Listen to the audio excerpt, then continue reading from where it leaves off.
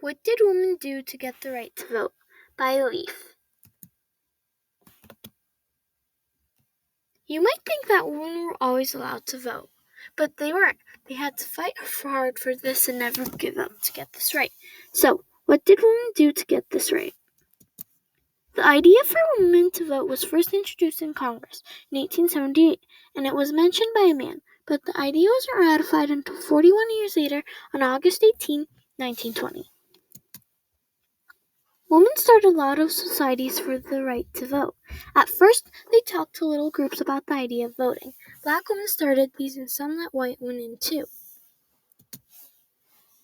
Elizabeth's father was a lawyer and a judge. One day she heard a woman talking to her father, and she said that her husband had lost her land. She could do nothing. Elizabeth argued, but her father said that only lawmakers could change it. After this, she was determined to make a change. Elizabeth attended the Anti-Slavery Society. Before the convention, she met LaShirley Mott. She was one of the founders of the society. She was supposed to represent, but the organizers didn't want women to speak in public, so women had to sit in another section. Then later that evening, Mott and Stanton worked together and became a team. They made the first convention to represent the idea for women to vote. It was called the Seneca Falls Convention in New York. About 300 people came.